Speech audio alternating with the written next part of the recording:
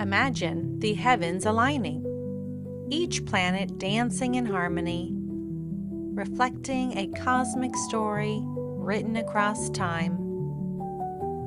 What if this planetary parade, unfolding from January 10 to February 28 and peaking as the sun moves through Jinki 41, is more than an astronomical event?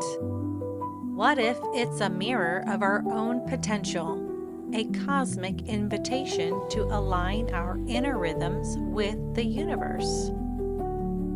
As the planets converge in the celestial choreography, we are presented with an extraordinary opportunity to synchronize our hearts, minds, and actions with the rhythms of the cosmos. Join us as we dive into the profound significance of this alignment, the gene keys guiding us toward awakening, and the emergence of the noosphere as humanity's collective mind.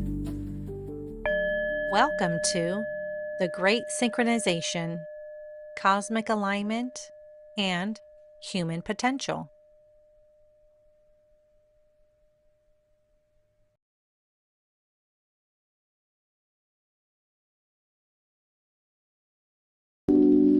Tune in with the Galactic Spin podcast and expand your view.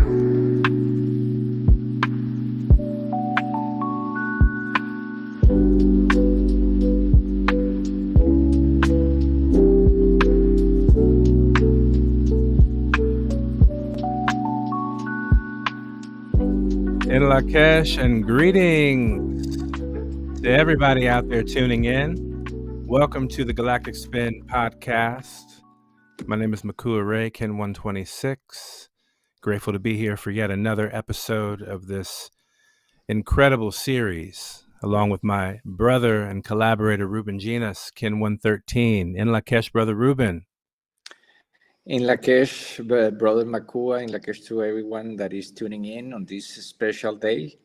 As we enter a new stage of these endings and new beginnings, and we give our perspective on events that are transpiring on Earth and where are they driving us, and all these shifts that are happening on Earth. Well, there is certainly a profound and deep significance on the convergence of events on Earth, and we are here to talk about it and to normalize talking about it. And so grateful to be here again, as every 7 days in this sacred path towards the golden intersection.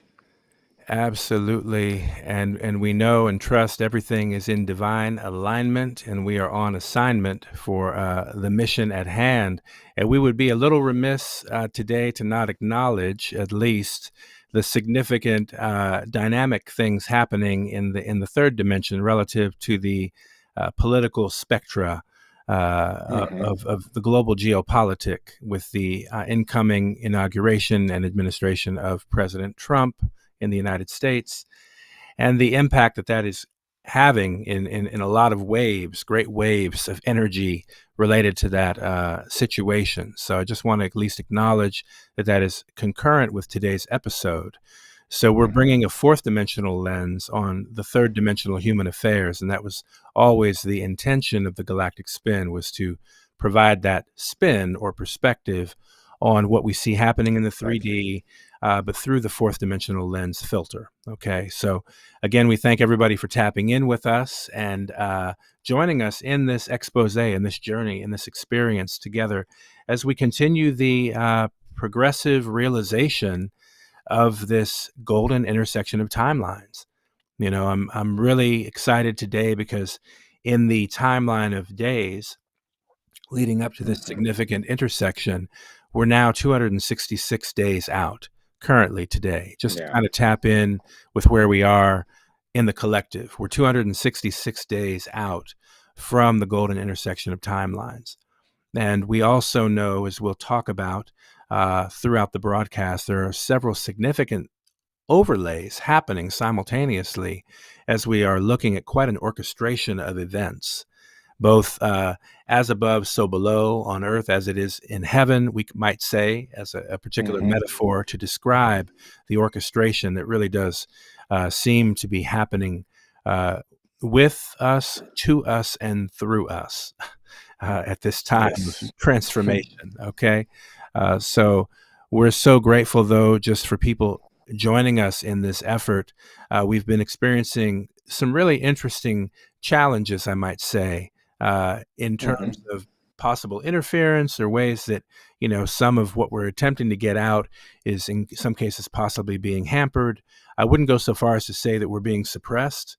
Although it's interesting because those who do follow our work would know that today, or last night, in fact, on the eve of this incoming administration, our 3 social media platforms on IG were completely pulled down.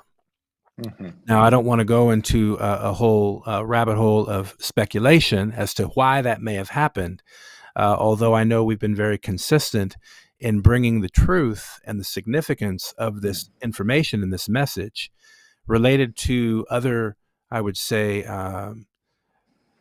information that is really designed to free us, to liberate us from the conundrum of artificial time and the systems that are operated through artificial time, that including the geopolitical structures and the war machines of the world and all the other commerce and all the other mancy that is generated by this artificial reality. So with that in mind, what we're presenting is actually a way out of that, in terms of that being the mainframe that you might live your life by, the way you might interface with Babylon. We're providing a completely different perspective from that. And so I know, given the emphasis of the incoming administration, the sort of tact and edge and near authoritarian quality that seems to have now dawned in the United States, it's a very interesting situation, because a platform like ours would fall under potential contention or characterization as being potentially out of alignment with the status quo, or the static quo, as I was hearing myself reflect on. We have a status quo, and it's actually a static quo. We're not at all. Let's just be very, very clear. This podcast, this broadcast, is not interested in the static quo. Okay. And that should be more than obvious. Now, we're not going to beat a drum and make it contentious conversation necessarily. We're going to go on about our business of emphasizing and amplifying some of these important perspectives that we want to help make conscious in the noosphere. So Absolutely. we're grateful for those who have tuned in and will continue to tune in with us, collaborating together in the effort to focus heart and mind on this incredible golden opportunity. And it's also worth noting that in the opening statements of the now President 47, the Don, as I'm going to call him, because I believe he's the Don of, sort of a crime syndicate. But that aside, the fact that he has, entered with the terminology of a golden age for America. Like, this is what he has brought now, a new golden age. And I find it quite interesting that we've been amplifying the golden opportunity of the golden intersection, which is a 4th dimensional perspective on what may appear to be happening in the 3rd dimensional realm, if you will. Though there is, all of this energy, I think, present, attendant to this moment right now where we find ourselves collectively. And we're going to go, I think, into that tonight in the conversation, just to explore some of the significances that are lining up right now as we open the way and step into this golden opportunity. And I'm not talking about the golden age of America per se. I'm talking about the golden opportunity that is defined as the golden intersection of timelines. And we're also recognizing how this is attendant and aligned with the BioGenetic New Year. It's aligned with the planetary array of the Planetary Parade, underway for a 49-day window, which we've been learning about, and really gathering a clarity on what that actually is suggesting, inviting, and encouraging us to really connect with. So Thank you all for allowing us a place to share this perspective also, that it could really land in a good way. Yes, and as you mentioned, well, the focus has been always to give a higher perspective of on everything that is happening on Earth. So it's without any doubt very interesting that for offering a perspective that is out of that third dimensional drama, that this is taking place, but we keep just our work as a testimony of what we believe is in the highest interest for the planet and for humanity, and we just keep sharing it with from the heart, and knowing that the information and everything over here will go to those eyes, ears, and hearts and minds that are ready to hear the message, and we are not well attached to those aspects of the third dimension that can be well have some at the same time are an opportunity to shift into something new, which is we are doing right now as we speak, and what this episode is also about the mutational process that is taking place, and that the drama that is unfolding in the media and everything that we tend to see bombarding the news is really another layer of a deeper reality or a deeper narrative that is taking place, which is this narrative of the resurrection of the human soul, and the dissolution of the ego into cosmic consciousness. Yes, absolutely. Exciting times, y'all. Exciting times. Yes. For sure. Exciting time. And I want to give a special shout out to Ishel Esta Kin 16 for that incredible opening video. She's been doing these great videos to just help open and set the stage for what we are emphasizing on every episode. So once again, a really remarkable video, this being episode 16, us happening to be in Wavespell 16 and being blessed by Kin 16 in the incredible productions. So I want to give thanks for that incredible support. Also, big shout out to Alejandra for anchoring us and being present in the flow as things continue to grow and evolve and shift us toward this golden intersection of timelines. We'll be right forward with you all, though, to check in with the Earth's pulse. Give thanks for tapping in.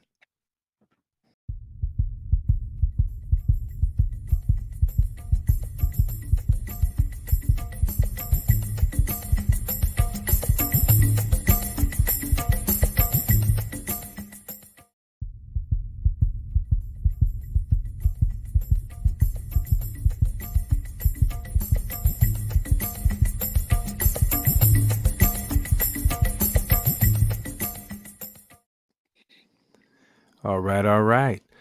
So as we were mentioning, we find ourselves in this very auspicious window alignment with what's happening in the heavens, with 6 or 7 of the planets in our night sky now beginning to converge for attending what is referred to as a planetary parade. And in kind of researching this over the past few weeks, we came to identify that this is a period of 49 days, beginning with January 10th in the Gregorian calendar, completing February 28th. So that entire window that now people are emphasizing and talking about, because there's a peak of that happening really beginning tomorrow through the 25th, would be considered the peak window of this. And it's so special and so significant because we also identify that this 49-day window, that package, if you will, is in essence preceding by about 260 days the golden intersection of timelines. In other words, that peak of January 25th, 26th, 27th, that window where we complete Gene Key 41, where we complete this beginning of the BioGenetic New Year, literally places us 260 days to the golden intersection of timelines. It's actually mind-blowing, given that what we're seeing and how we're seeing these frameworks apply and these layers apply, the harmonics, the resonance that they're actually communicating is really spectacular. It's elegant, you know. And so we're just really grateful to have that awareness and make conscious that what we're witnessing, and we know mainstream media is also caught up on sharing about this planetary parade and planetary alignment, as they do share a lot of astronomical factors, which is important to bring to collective consciousness. In doing this, we really want to respect and appreciate the dynamism of the moment. I don't know. I think these parades, I'm not sure how infrequent they are, but this gathering, I don't know. Do you know how long ago this particular type of parade was assembled, and how often, how soon the next one may be? No, I was learning also earlier today that well, these planetary parades are not rare, but this one in particular, because it has a large amount of planets, that I think is on February 28th, on the last day that the planet Mercury is going to add to the lineup and complete 7 planets.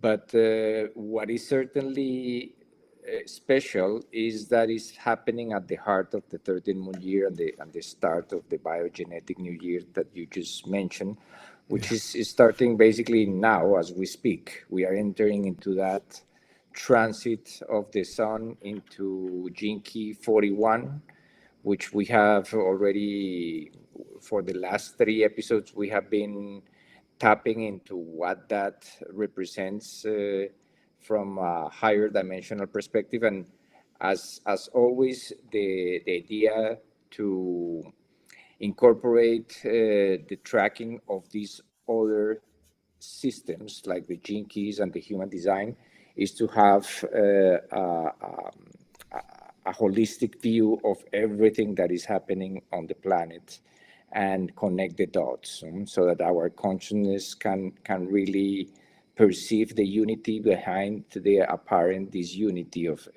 the hologram.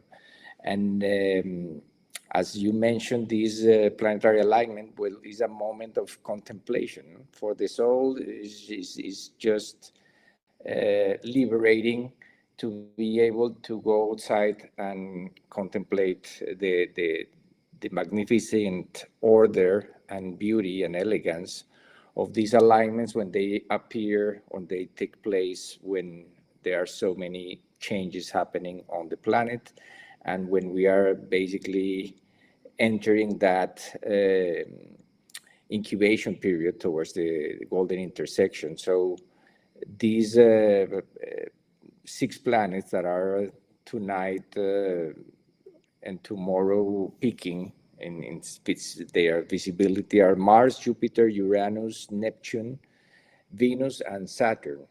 So we have 6 planets against the backdrop of the brightest star in the sky, which is the star Sirius. So there is the 7, the 7 celestial body that is kind of out of the headlines and probably not getting all the attention from the astronomers, but is certainly part of the beauty of this alignment is that is taking place on the area of the sky that is governed by the brightest star, which is Sirius, which is the star that really is the director, or the if all the planets is like an orchestra, this is the director, the maestro, coordinating the full play. So it's certainly amazing. I invite everyone to go out tonight. We here in Mexico, we had clear skies, so we were able to spot with very easy 4 of the planets. Neptune and Uranus, we need telescopes or binoculars at the least to see them. And if you have the chance to go out and connect, well, just our recommendation is just to allow the beauty of the moment, just to surrender the ego to what is happening. Allow that energy of the stars to make us aware of how big this cosmic play is, that we are participants, and these celestial beings, the planets and the stars, are also part of this consciousness that is permeating everything. So they have their own personalities and their own archetypes that are connected, and of course, having the opportunity to connect with that light at night, well, it has subtle but really powerful effects on our consciousness. Mm-hmm. So, and of course, this is also like an amazing moment of contemplation for what is ahead for the next 260 days, and the new beginnings that are incubating, or that are entering into a period of gestation within our own individual personal containers, and within the larger scheme of things, and the perception of humanity as a species that is evolving and that is mutating into something new, which is what tonight's show is really dedicated to, which is make conscious this monumental shift that is happening within our own DNA, and that we have the opportunity to make conscious through the application and the contemplation of the codes of the synchronic order and the gene keys, the human design systems. They are really not the end of what we try to do. They are just tools to transcend the third dimensional, the fourth dimensional hologram, so that our consciousness can be fully liberated into the full hologram, that we start to dissolve these structures of limitation, and especially the ego and the personality. There is right now a call to surrender those aspects of the self for the higher good, and of course it sounds much more easier said than done, but here we are doing our best, and every 7 days doing the act of self-reflection, and know that we are even though that we are observers, we are also participants of the experiment that is taking place. Well put. And we are definitely in it. I've been feeling lately like, yeah, there's some sense of we are kind of our own laboratory upon which to actually work with these tools to develop our cognizance, our consciousness, our stewardship, our surrender, all the qualities that really are required of us. And among them, as you've mentioned, is obviously setting aside the ego, you know, the individuated consciousness, whereas there's a collective awareness teaming and inviting us to play, to participate. Yeah. And that's the part that we are in the process, I feel, of in joining in and realizing, because it actually has yet to fully manifest or fully express. We're seeing it in pockets and bits and pieces here, and people are starting to emerge in their own various ways in terms of what we might perceive as kind of coming online with the higher awareness. And we are still in the process of emerging, I feel, from that sort of chrysalis stage, like we're yet emerging. We're still, you know, we're aware there's something else, and yet we're still feeling the constraint. We're kind of finding a way to break free. So like we see the butterflies now, that liberation is eventually, part of the experience we are to have. Of course. So yeah, it's a fantastic metaphor, I feel, for where we do find ourselves currently. So we're grateful for all the tools and all the perspectives that each being is bringing. There's a lot of perspectives coming through people directly, even in your one-on-one interactions. So as we are engaging with each other, let's really practice compassion and gentleness with ourselves, so that we can also exhibit the gentleness with others, and being, more attendant to that, because that's the type of energy, obviously, moving forward, that's really being invited. And so as we continue to stay the course here, we want to go ahead and sink in and tune up with the frequency. And thank you, everybody, again, for being with us right now. Thanks for staying the course with us. And just so grateful you're here.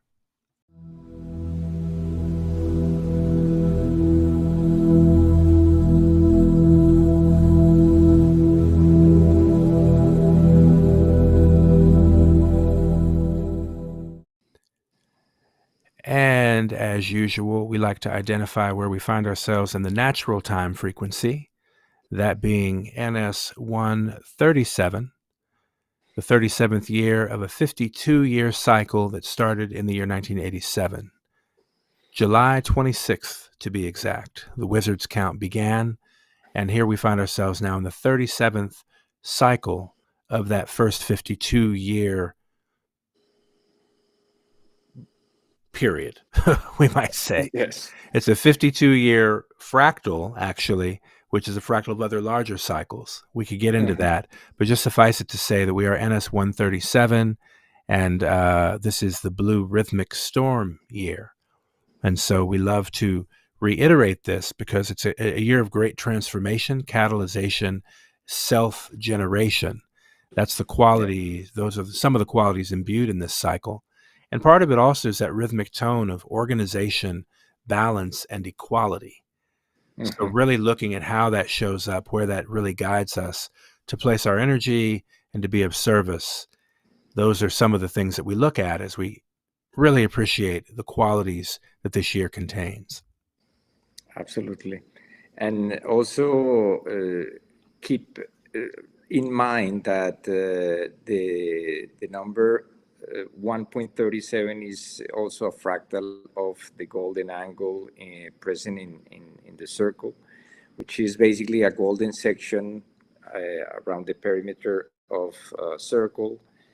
So the angles that the golden proportion creates on a circle is 222 degrees 0.5 and 137.5 degrees. So this is certainly a year of transformation and a year to focus our attention and intention on the qualities of harmony and beauty that are embedded into that frequency of the year bearer, which is Kin 19. We already mentioned in prior episodes that's the number that is present in the vigesimal mathematical code of the Maya, 0 to 19, which are 20 numbers to complete the hologram of 20.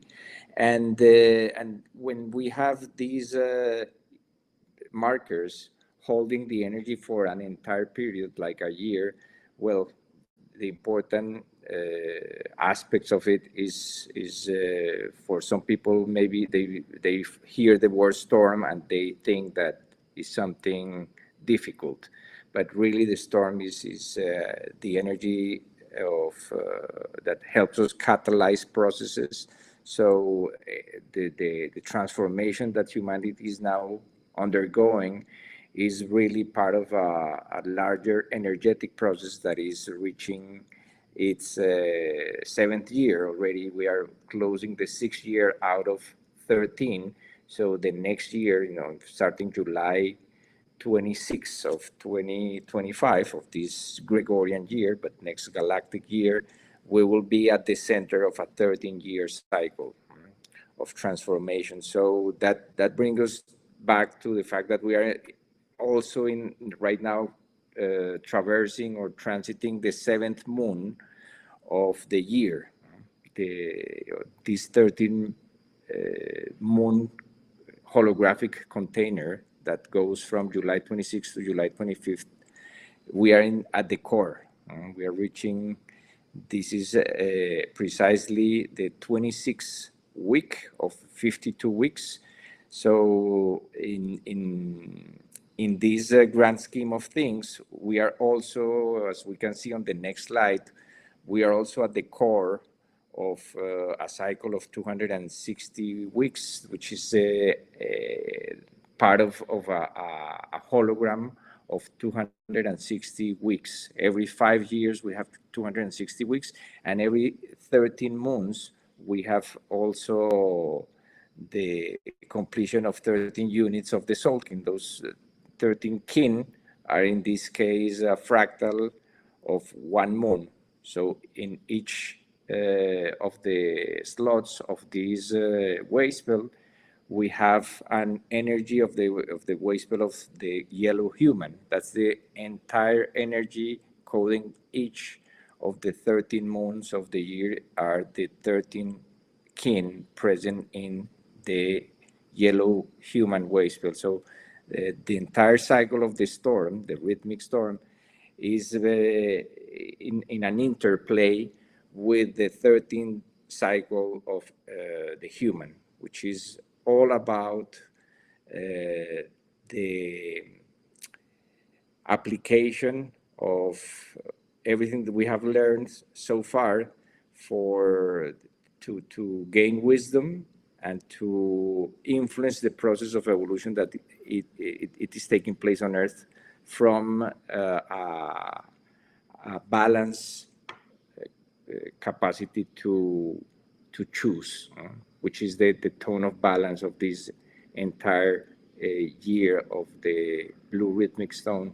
So we have that capacity to really tip the scales during this entire year through our free will. So every thought we have, every decision we make, as smaller as it may be, is shape-shifting the future. And so this is a year to be really aware of that power to shape-shift that future that we all have at every instance, every day, every moment.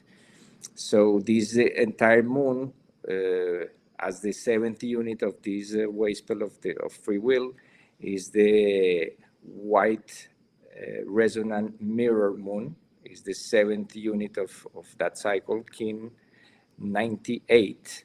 And this is an invitation to really reflect on the order and the beauty and the elegance of everything that is transpiring in creation, and not just what we like, but also all the human dramas can be interpreted through this lens, and we can really see ourselves reflected in the mirror of relationship that we are experiencing on a daily basis on this planet. And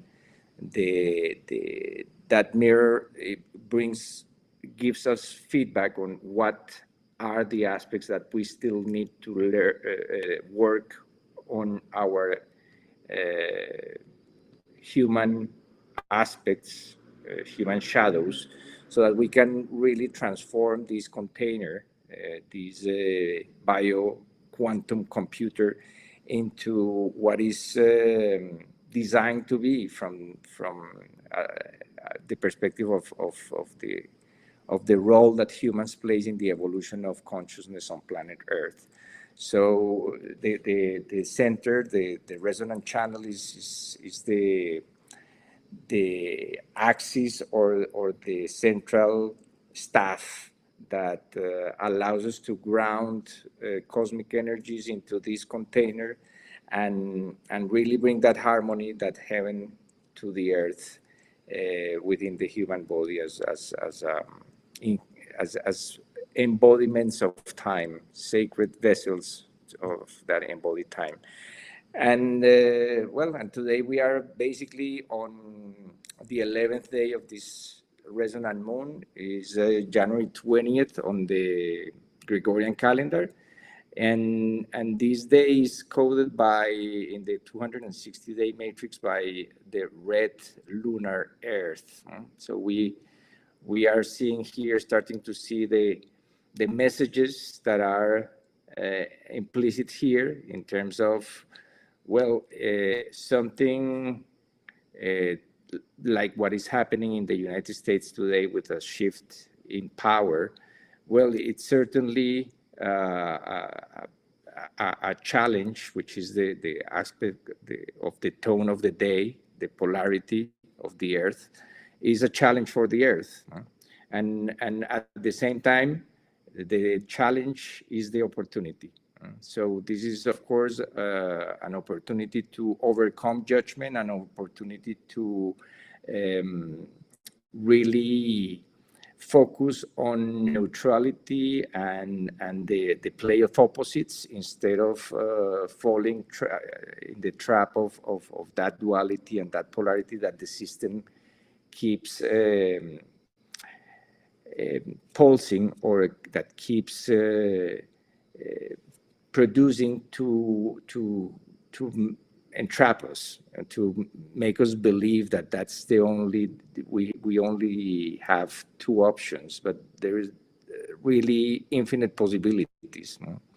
So as we mentioned before, we are also traversing the core of that 260-week hologram, and this is basically within that count of 260 weeks. We are in week kin 130. So we are at the heart of a 260-week hologram that, as we mentioned last episode, is a 5-year period. Each year has 52 weeks, so 5 periods of 52 weeks is 260 weeks. So we are at the core of that moment, and we have this planetary alignment happening and this BioGenetic New Year also happening. So this is a special moment for the evolution of the planet. This is certainly, we are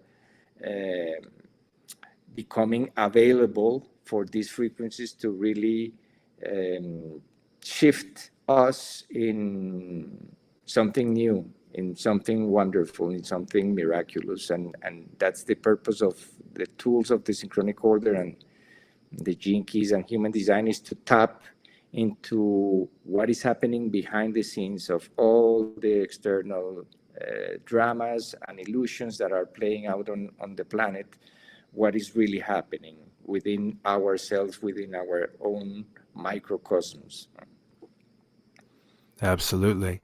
I'd love to really invite people to focus on the beauty of this moment in terms of the symmetry, because when you just look at the alignment of where we are today, specifically on this Kali day, this being the 11th day of the 7th moon, 7/11, right? These are powerful numbers. So that being said, here we are in the center of the heptad, the 7-day cycle, in the center of the 5-year cycle, like basically nested in that, within the center of this rhythmic storm year itself in the 7th moon. Like, we are really at this moment nearly as close to the center of this timing hub as you can really become. And so when you see the beauty of the symmetry of the 260 Zolkin, we see ourselves in the mystic column there, right there in the heart as it relates to these 7-day cycles.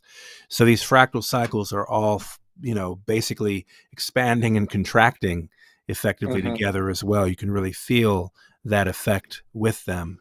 And it's true. It's like, in that effect, it's going to amplify whatever we put our attention to.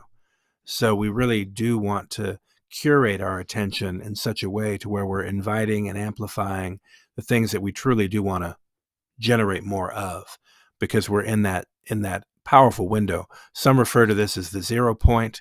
This year 2025, I've seen references across the internet. This is the year of the 0 point and things like that. Well, what does that really mean?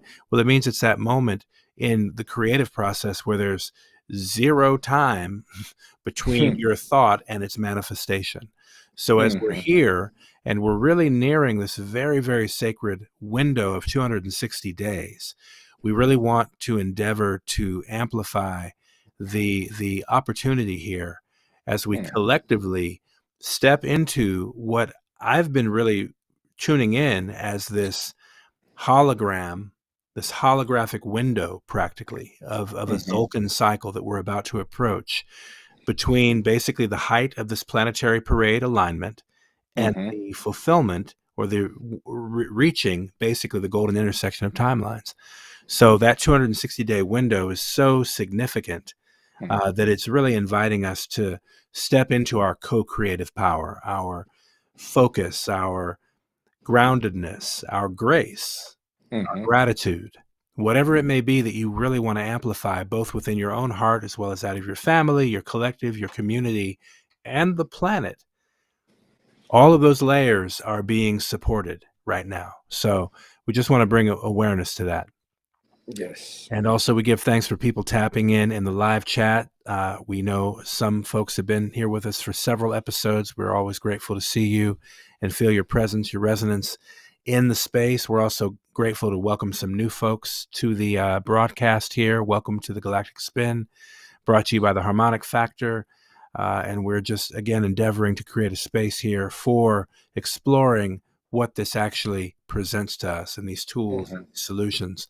And obviously, there are a myriad of ways these solutions may be applied, and that's up to each one's creative free will for how they choose to apply them. Like we identified, this is a year amplified by that fractal focus on the yellow human, the magnetic human, amplifying this entire 13 moon cycle, accompanying the blue rhythmic storm. So that's a powerful frequency. Self-generation and free will. Whoa. We really want to take advantage. Let's curate our own heart space, curate our own consciousness at this point, because we are participating in the co-creative reality. And that's what we're seeing in kind of a hyperized way. Things are being hyperized because the energy is accelerating. So again, as we approach that and move through that 0 point frequency or field, we're going to continue to experience that manifestation, or those opportunities to neutralize even appear very, very soon, very immediately, because it helps us quicken our respective development. We're all being evolved in this process. So it's going to manifest a lot of different ways. Now, I know some people are also asking about our guest this evening. I noticed a couple of folks inquiring in the chat. We did have a guest lined up, and as we are learning to go with the flow, our guest has decided to join us, but Bliss Love is not going to be on the broadcast directly in person, in the physical, though she is absolutely in meditation with us in the field. I can feel her presence in that regard, and we give thanks and all due respect for her participating in that chosen method. Obviously, our broadcast does carry a visual portion, and with all due respect, that doesn't necessarily synchronize or align with everybody's preference relative to sharing the message or transmission. So we respect her decision to join etherically this evening, because how she prefers to present is to not bring emphasis to the visual screen or regard or require people to kind of be entranced by the screen, which I can completely respect, so as to not miss the purpose of the transmission, which is to really help us break through and break free from this ego identity with name, with form, with, the reflection that we might see in these coded 64 codon vehicles that might even be described as potential traps or constraints for soul, for the force of life. So with that said, it's a long elaborated way of just saying we give great thanks for Bliss Love and for her work in the unified field, in the collective field, and with all those of her pod who also hold space together. And we trust that we all hold space together in unity as we are all moving forward in this progressive manner. So we give great thanks for that. And we, again, thank you all as well. And continue to stay connected, and we'll find other ways that perhaps some of her transmissions can be shared. I don't want to presume to speak for her or for the transmissions that she has shared with us off screen, but I can definitely say that it is absolutely revelatory, the perspective that she is receiving and able to transmit. And we'll find another way that's appropriate to hopefully be able to share some of that wisdom, because it really is timely, I have to say. And I will say one thing that she did share with us from the transmissions that she's been grounding, and it relates to the October 14th, 15th window concerning the golden intersection of timelines. And she was intimating to us that with the transmissions that come through we, in this case, that it really regards that as a portal, a very specific portal that we've all been moving towards. And what's also interesting, I got to say, is that there are some who are going to choose to stay on the frequency path, the dominant sort of material focus frequency path, which again, we're dealing with free will this year and all the time, frankly. But there will be those who are going to choose to go along that particular trajectory with the how to characterize it, with the business as usual, or with the ideations that are coming through sort of the material worldview, I guess is the best way to put it, where there is a gilded golden era perhaps afoot for America according to that material worldview, whereas in other perspectives, what we're actually meandering toward, kind of in this race to the bottom, it would appear, is actually a complete dissolution of what we've come to know as the material United States, or any of these powers, perceived powers, because everything is subject for reconfiguration right now. And along that trajectory, with October 14th and 15th being identified as a portal window, it presents the opportunity for us to take this 260 days preceding it to really prepare, And I see somebody asking the kin codes of Bliss Love, and she is kin 54. Kin 54 is her galactic signature, for those asking in the chat.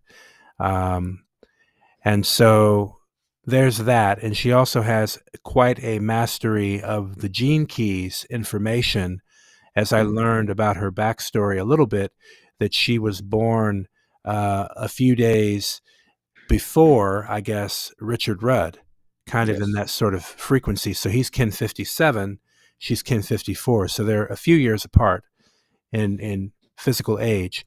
And obviously, and also she's very deeply aware of the work of human design in Ra'uruhu, and intimated to us the correlation between Ra'uruhu's human design and the Rave New Year that we're also acknowledging right now, as well as Richard Rudd and the gene keys synthesis. And in that balance, with her adeptness with these knowledge bases, she really is a synthesis of both the masculine and the feminine sort of balance that those two knowledge bases present, that being human design and the gene keys. So I think it's really quite incredible.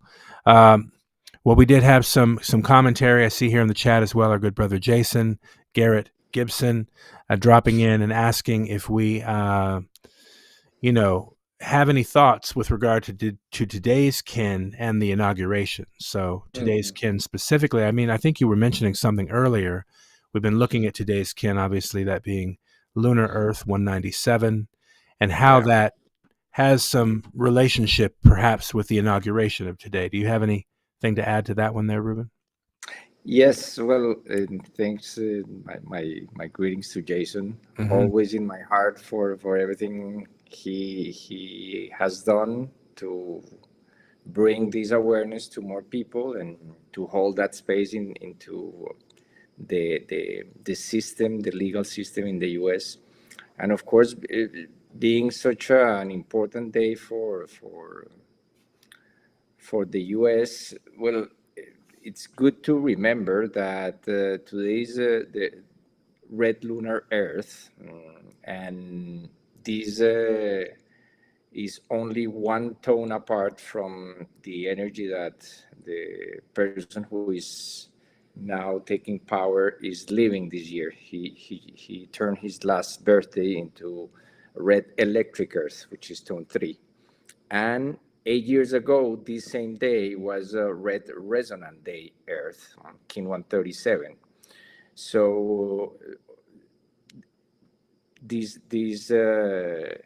person was born with the energy of the blue electric hand, Kin 107, which has the antipode or the challenge power as the red electric Earth. So he's basically right now, because he just turned 78 years, and that's one cycle of 52 years and one cycle of 26 years. He's basically at the midpoint of that 52-year cycle, which happens to be his perfect antipode power. So this is certainly going to be his perfect challenge, and we trust that the synchronic order is really governing and orchestrating everything that needs to happen in order to bring to the surface whatever needs to be brought to the surface. Is important to recognize that this wayspell is the wayspell is the second day of the wayspell of the warrior. So if we can go back to the slides, because we were actually going to enter that point, and in the same way that we do these broadcasts every fourth day of each week on the 13-month 28-day matrix, to amplify that resonance. We see that the fourth day is always at the heart of the seventh day. We in this case, the wayspell 16, which is the wayspell that started yesterday with the yellow magnetic warrior Kin 196, is bringing us to a moment to really question everything. That's the energy of the warrior that is starting or is governing this entire 13-day cycle, that is bringing also to the table, to the surface, the fact that we are in a moment of a war on consciousness, a very, very intensified war in consciousness that has been intensifying, especially since the year 2020, and the warrior in this sense is the energy that will help us transcend the polarity, by questioning with intelligence and fearlessness the current status quo or the known, everything that we know as the status quo is really shifting. It doesn't matter if we see it rebranded or with new clothes or with new colors. It's basically old movies being recycled, what we are seeing. And of course, what happened today is a recycling of old movies, but this time, of course, the fact that it's taking place on a lunar day like today, the lunar Earth, the perfect antipode of King 167, the blue lunar hand, then the challenge is a message that we need to really take at heart and try to do our best to contemplate the whole as a play. These are characters on a play, including 47th president, including all the people that are on stage playing their roles in the drama. And that's what Unity was going to share also today about the symbolism of this taking place at a moment and by a figure that represents the structures of the ego, the personality, that it has a really strong outfit for all the structures that are dissolving within the human species. So we will certainly are about to enter into a very interesting 4 years for the planet, and we will see what this lunar Earth will bring for the planet as a challenge and as an opportunity. We will definitely see, won't we? Yeah. Stay tuned and pass the popcorn. That's a quotable right there. Yes. All right. So we also find ourselves in, obviously, the 7th moon, which we know, as we mentioned previously, we're really almost at the very center. In a few days, we'll literally be at the center of this moon, which finds us at the very center of this year. Okay. Yeah. That's at the very heart of this year. So we say, enter the center, enter the heart. And this is what is auspicious, that we're actually entering into this BioGenetic New Year with the alignment of the very center of the 13 moon year right here, which infers that the center of our 13 moon year is always aligned with the start of the Galactic New Year. When we understand the radial arrangement of Gene Key 41 with its programming partner Gene Key 31, which aligns with the timing of the day out of time and the first day of the 13 moon new year with the rising of Sirius. So we can see in that arrangement, the centrality of it is really key here as we look at these tools. And I know we have some other things to move through. Do you want to elaborate on this particular piece any further? No, just to show that today is also a green day, is a galactic activation portal. We see on the right side on the 260-day cycle, known as the Solkin matrix or the harmonic module. The circle is on a green square with the number 197, and those are considered galactic activation portals. Those are days where precisely the energy is mutating, is shifting. The galactic activation portal is actually a day that is open for small shifts to take place so that the full hologram can shift into something new. So we will see what that newness is all about, but for sure, our intention and our attention are going to determine our own experience also. It's not what happens to us, is how we interpret what happened to us.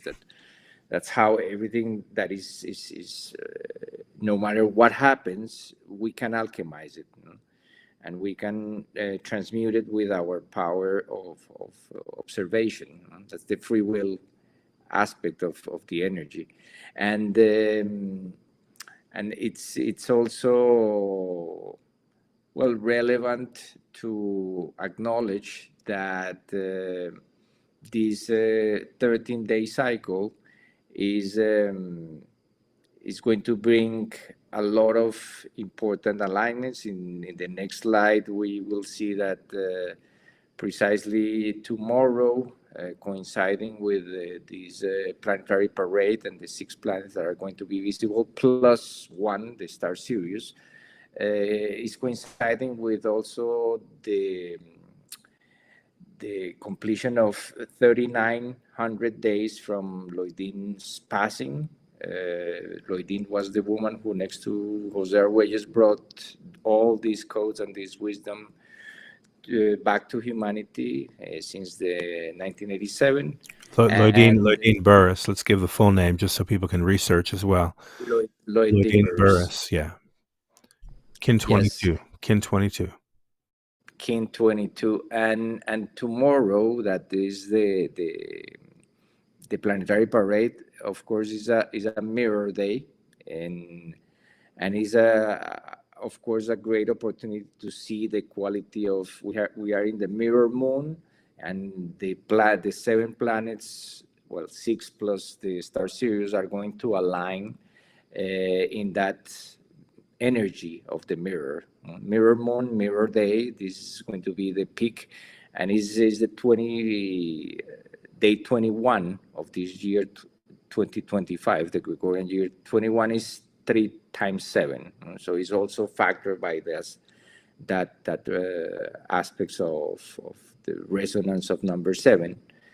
And then on January 22nd, Kin 199, we shall have the official start of the BioGenetic New Year, the entrance into codon 41, which we will go in more depth in a few minutes. And the next year after that, we enter into the heart of the 13th moon year, which is going to be January 23rd and 24th. Resonant 14 and resonant 15 of this moon are the exact midpoint of the 13th moon year. We are closing the 26th week and starting the 27th on the next day, which happens to be always Jose Arguelles' solar return. So he would be 86, probably. I have a mistake there. Yeah, because he was born in 1939, so this would be his 86th return. And those two humans were the couple who brought this entire information. So the fact that they are aligning with this cycle of the warrior is special, and it brings also an element of continuity to everything that we have been sharing for the last 12 to 13 years here on this space. And after that, on January 27 and 28, we would be really stepping into the 260-day hologram before the golden intersection. That day, also Kin 204, although we don't have it here, is Nicholas Roerich Galactic return. So is another of the important protagonists of this entire story, or this narrative of transformation, transmutation. And Nicholas Roerich was the person who brought the banner of peace to the world. So it's really amazing to have that aspect of the story be having that energy present for this important moment, because as we have been inviting people in the last 15 episodes since we started the podcast, the invitation is to celebrate the harmony that is present on these couple of dates in October 14, 15, to create art, to create any form of art or any expression that really highlights the presence of harmony, beauty, and harmony in nature and in the human experience. So Nicholas Roerich was an example of that. So it's great to have his energy for this intersection. And 2 days later, on Kin 207, January 30th, we will be completing officially to another cycle of 260 days since we crossed the December 21st, 2012. In reality, it's going to be 17 Solkins plus 3 leap days, and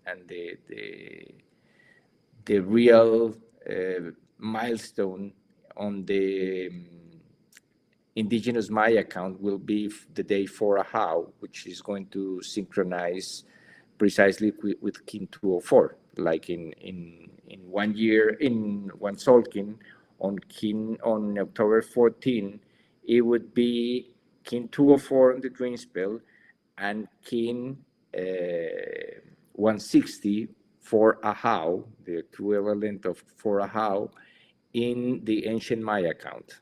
When we add 160 to 204, we get the number 364, which is another cue of the importance of this alignment. 364 is the number of days contained in the 13 months of the year, plus 1 day out of time, 365. So everything is lining up in this 13-day cycle, so that the golden intersection is going to mark or wrap up everything that is lining up during this cycle, which is the last day, and we will speak more about in the next few podcasts. We will complete 163 years from the discovery of Sirius A by astronomer Alvin C. Clark on January 31, 1862. So that star was not, let's say, recognized or identified as what is today back then. It is only the ancient cultures that were giving Sirius a history, a name, and a role to play within the cosmologies. But it was only 163 years ago that this star started to become visible again to the scientific community and to, of course, us, the timekeeping community, as one of the most important beacons in the night sky to track the cycles of time or natural time on Earth. So this entire 13-day cycle is packed with important events and markers that are basically letting us know that we are on track for the golden intersection and that everything is lining up for that moment of unification and harmony that is going to take place in 260 days from Kin 204 to Kin 205. Lots to digest, bro. Yes. There's a whole lot to digest. I'm just imagining people listening to this and just, hear me now, listen to me later. Keep it in mind. It's a lot to digest. We invite you to visit the Harmonic Factor, or rather Harmonic Convergence 2020 to 2028, so you can see those graphics for yourself a little more, take some time with them, because there is a lot to, really take your time with and reflect on there. So we really want to invite you to do that. And also looking at this particular image, we talked about this today before the show, and I thought it would be important to bring this to consciousness, because today is also a marker, if I'm not mistaken, for how many Zolkins ago? 20 Zolkins ago. Basically, this particular count that you'll maybe detail here briefly was actually conceived and initiated on a day such as this in October 22nd in the year 2010 by Valum Votan. He had a transmission, a terma, basically revealed to him that basically provided a couple of different codes. And why don't you go ahead and explain those two different codes distinctively that lead us up to another significant marker with the golden intersection of timelines. There's some follow through where we find the 20 Zolkins today, but then also, of course, with the golden intersection. Yeah, of course. Yet, let's remember that time has a fractal quality. So every time that we go through certain days and kins, well, the there is a reverberation of events that have happened on that same day, and it was on a day like today, 5,200 days away, which is 20 Solkins. Days ago, just to be clear, days ago. Yeah, days ago. in the past. In the past, and those 20 Solkins were they marked the moment when Jose Arguelles, Valmvotan, woke up in the morning, realizing that the exact inverse of this kin was the exact number of days preceding December 21st, 2012. So it was kin 197, and there were 791 days to arrive to December 21st, 2012.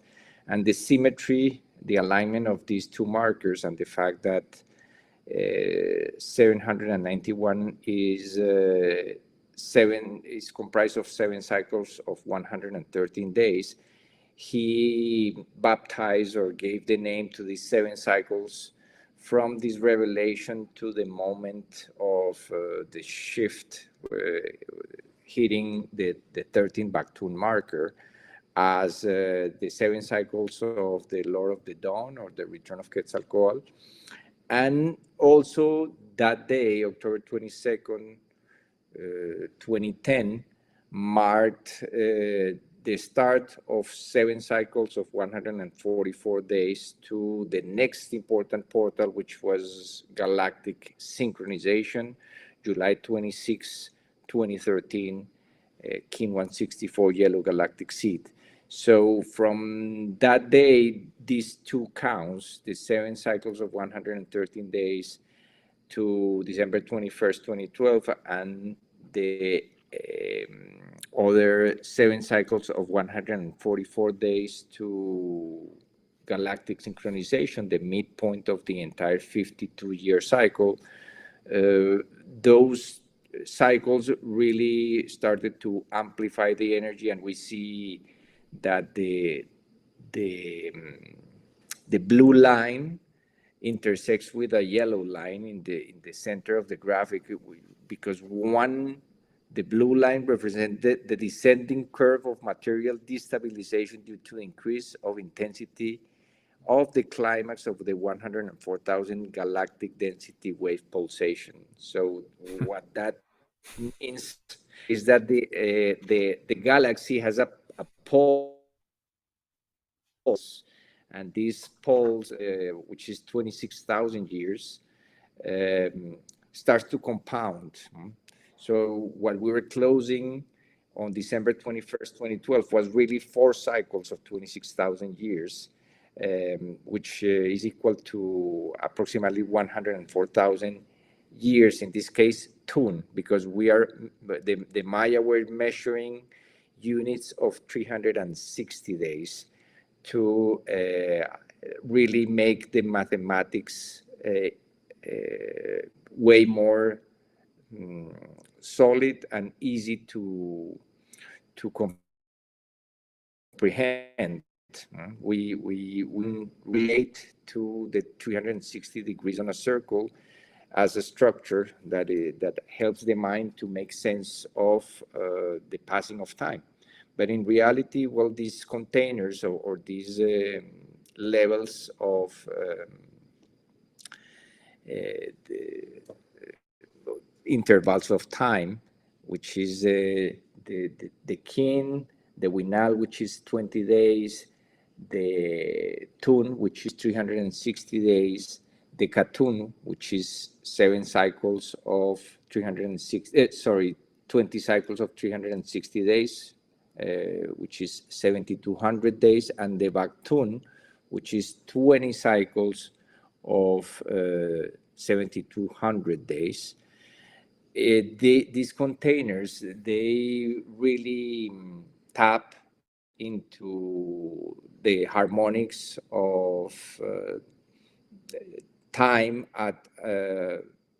through a perspective that we are not used to in the Western world to really appreciate. So these are factors of 20, the progression, and the fact that we completed those two milestones, the ending of these 7 cycles of 113 days and the 7 cycles of 144 days each on these markers, are helping us to keep tracking that frequency, especially the frequency of 144, because it's the frequency that holds the only number on the spiral, the Fibonacci spiral. The only number that is a square is number 144. So it's a really easy way to spot a point within a timeline that is part of a square and part of a circle, part of the spiral, or the movement in spiral fashion of us or the planet through the time construct. As Unity Bliss says, within the fictional fiction, because everything that we are describing here, all these containers of time, these cycles of time, these dates, are part of a construct that are still limiting us in our experience of the full spectrum of consciousness, but is a stepping stone to really liberate our minds. The moment that our minds can train into harmony and train into the hologram, then everything starts to unlock and open up for the next levels of consciousness to be more fully experienced and integrated. We are right now going through a major transformation within the human vessel, the human body, and according to the gene keys and the human design, this process is reaching a peak in the year 2027. So in just 2 years, we are supposed to reach a moment of climax within the evolutionary process that are going to allow us really appreciate that we are going through a major transformation of the species. So this is a transformation that is taking place in the solar plexus.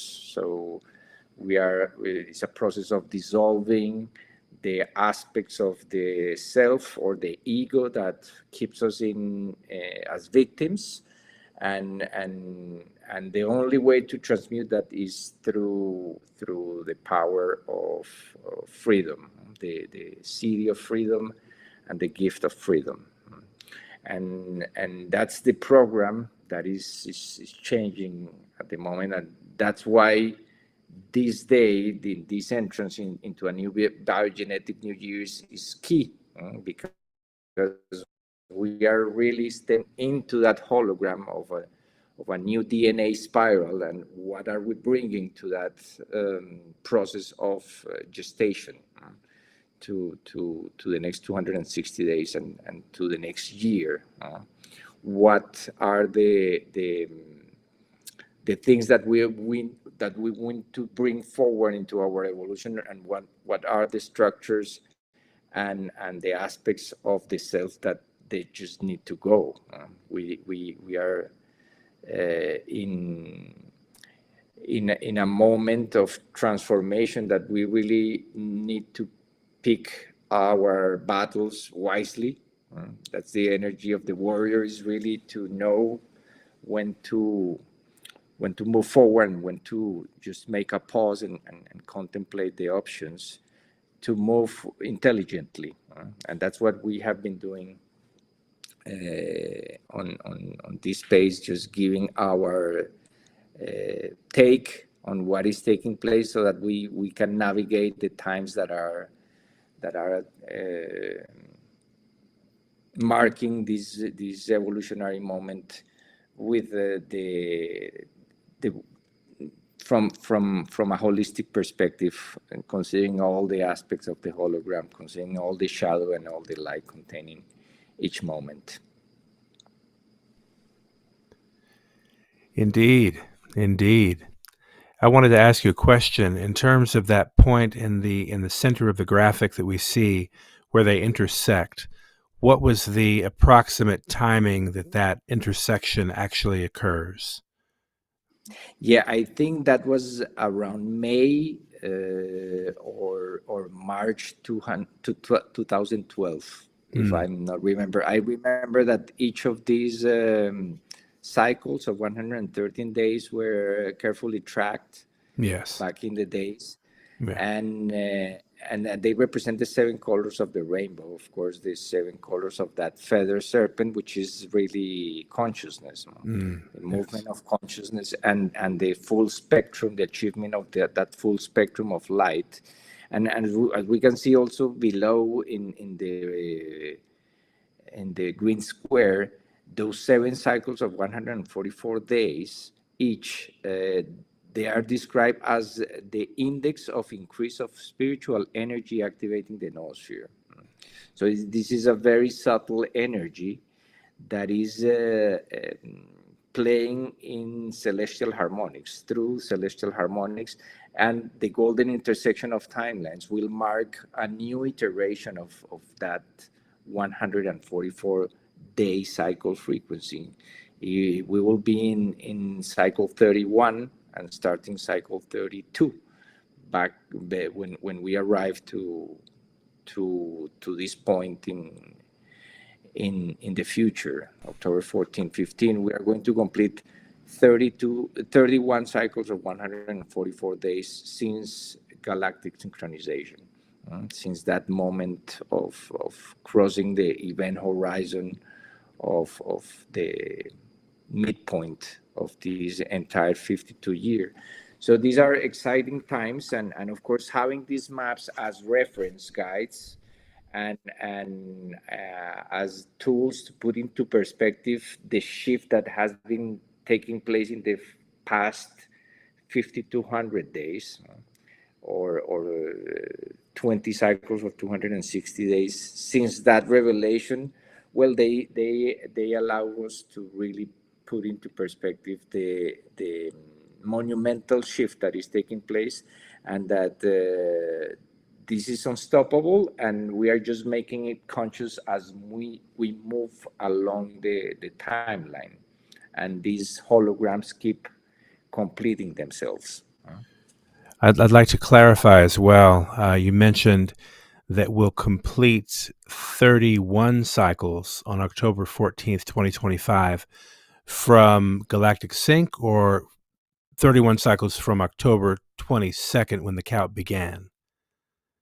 I October 22nd, almost 2010, just to be clear, because I think both counts started then. So the first cycle yes, started on that date. So just to clarify, we'll complete those 31 cycles since October of 2010. yes, Okay. I'm almost sure that it will be since galactic sync, and so we will have to add those seven additional to get 38. Oh, okay. I think that's important to note just for folks, for Yes, reference, because otherwise we're counting from a start point. But if we're looking at galactic sync as the start point, that's a little bit different orientation. Or yes, that's a yes, completion of this particular window, but that starts a whole new measure, so to speak. Okay, that's good. Good for clarity, yes, just to clarify. So in terms of today, though, we're acknowledging it's a 5,200-day container since both of these counts were initiated. And that's very important to note for today's yes, kin specifically. So another layer of meaning for kin yeah, 197, the red lunar Earth. yeah.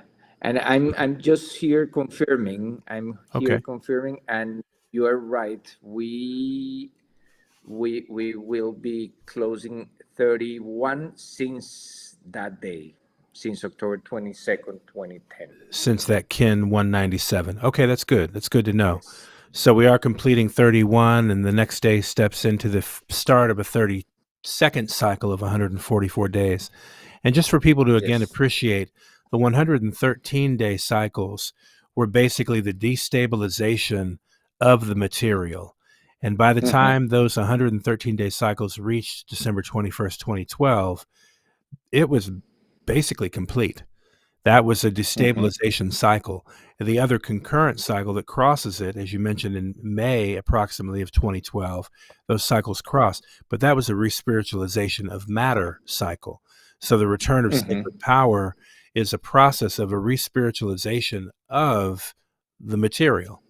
So that is a process we're actually navigating currently. This is what we're all participating in. As you mentioned, these things can't be stopped. These are waves of energy and reordering that are happening, whether we're conscious of it or not. It's happening through all creation. So on some level, it's absolutely something to celebrate, because one way or the other, harmony will be assured. And that's the outcome, that we can at least anticipate. And speaking of anticipation, I think we want to take a pause momentarily, but we want to move into the next phase, because we want to talk a little bit more about Gene Key 41 and the BioGenetic New Year, whose gift is anticipation. So it's a helpful thing to make some sense of that and how that really does inform what we're all collectively experiencing right now. So thank you, everybody, again for tuning in. I love the activity in the live chat today. It's great to see people conversing. There's some new faces, new voices, new presence there as well. Thank you to Michelle for helping curate the space and keeping people engaged. Lots of folks showing up with their kin number. As we usually like to do, if you don't already know your kin number, we invite you to visit lawoftime.org. And right up there in the upper menu, you can decode your birth date. You can decode any date for that matter, but certainly go there and decode your own birth date so you can discover your own galactic signature, which will be very helpful for you to know in this conversation. It gives you a point of orientation for your own journey. Okay? But thank you again for everybody tuning in with the Galactic Spin podcast.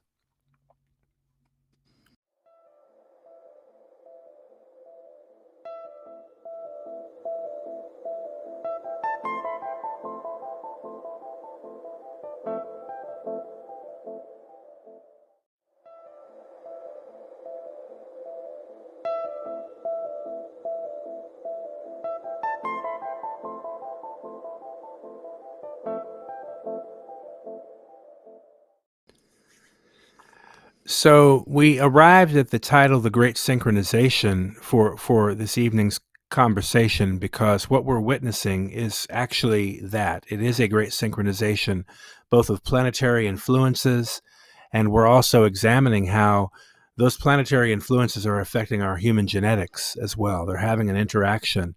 So there's all of these layers combined that are orchestrated as a part of this greater orchestration for us to shift. And that's all a part of what we're experiencing at this point of what is referred to as the BioGenetic New Year.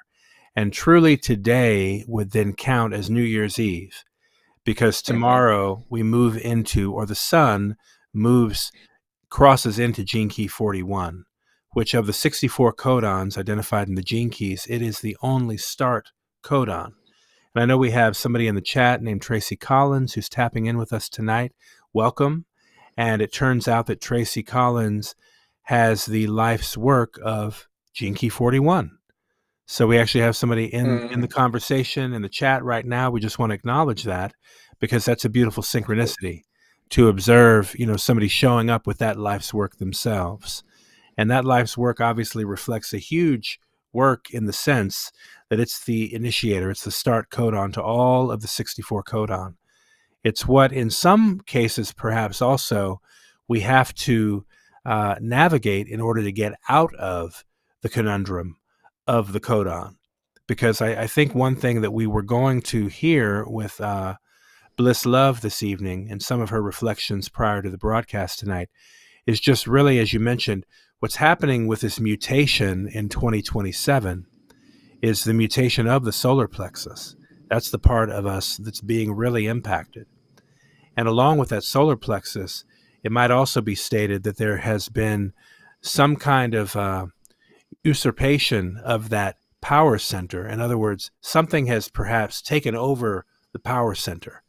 That we do recognize the power center of the solar plexus, what that can mean with our chakras, but it's an invitation for us to also recognize that the bodies that we inhabit are not the fullness of who we are.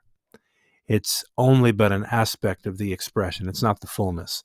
And I think one of the things that we're being invited to is we're invited to navigate this new cycle. Oops, we just lost me. Did you guys lose me there? Okay, I'm not sure.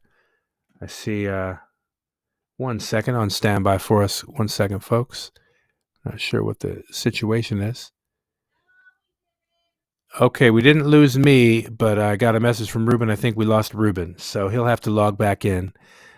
So thank you, everybody, for navigating with us as we navigate these technical opportunities, per usual. It's always a good thing.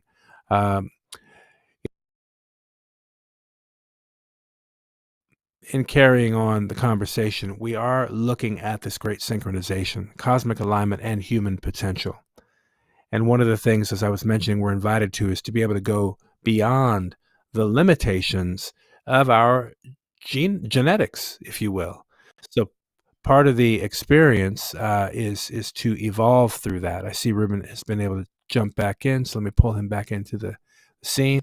There we go. Got you back, brother. All right, you there? Can you hear me? Okay, we got you on screen. Are you able to hear me? Okay, are you able to hear me now? Check 1, 2. Ruben, let me know if you're there, if you can hear me. Okay.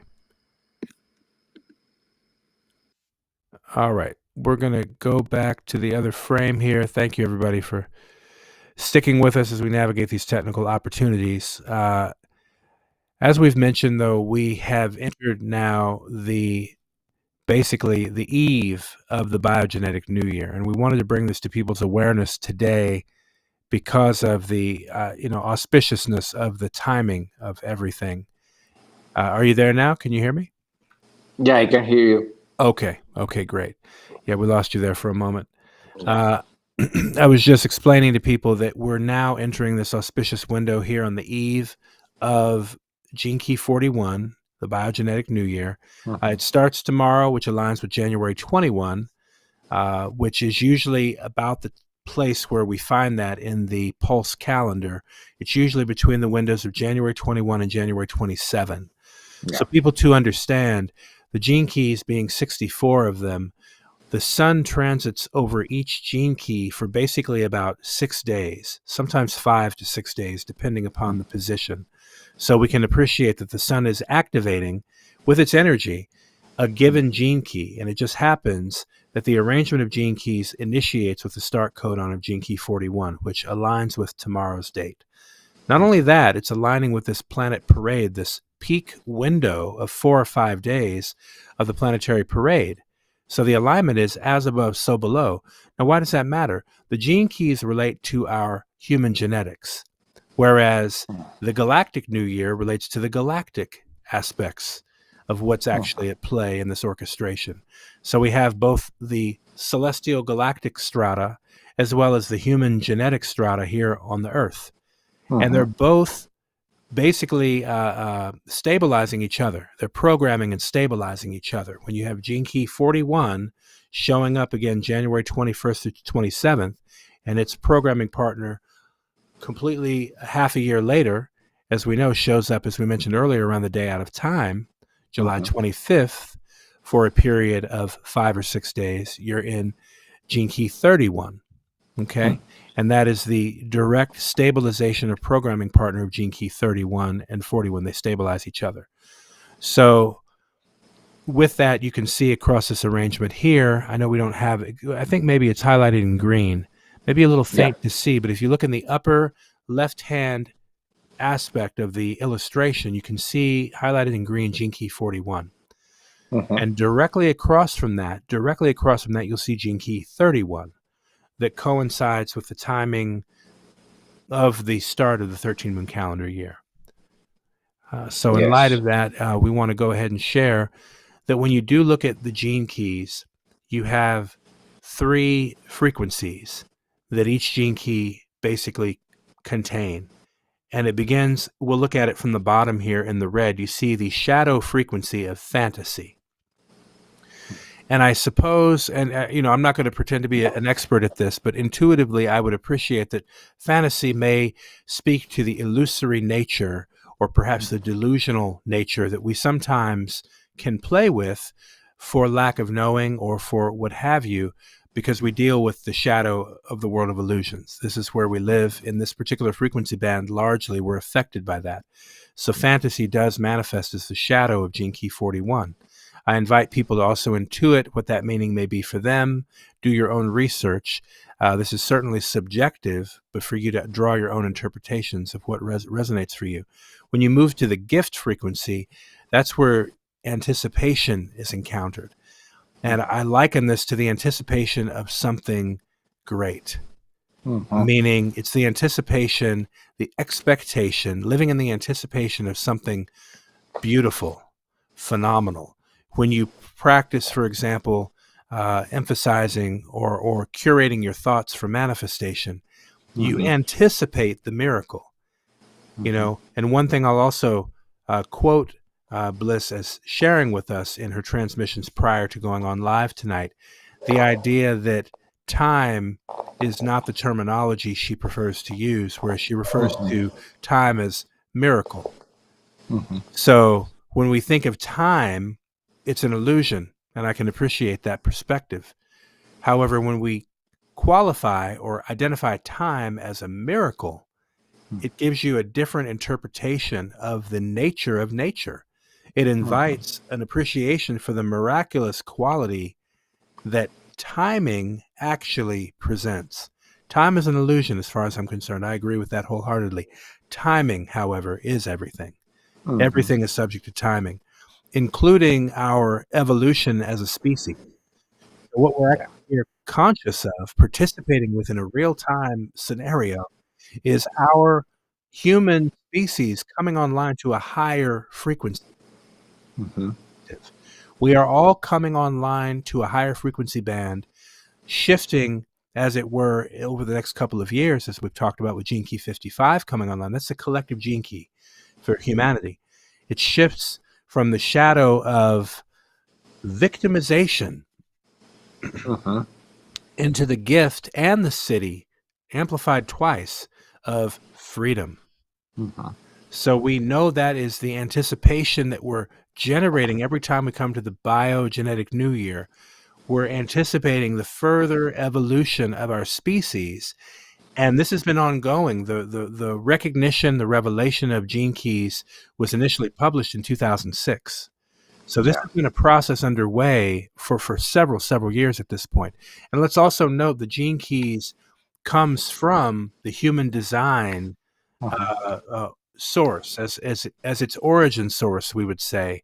The Rave New Year precedes the pulse calendar or the biogenetic New Year perspective. So one gives way to the next.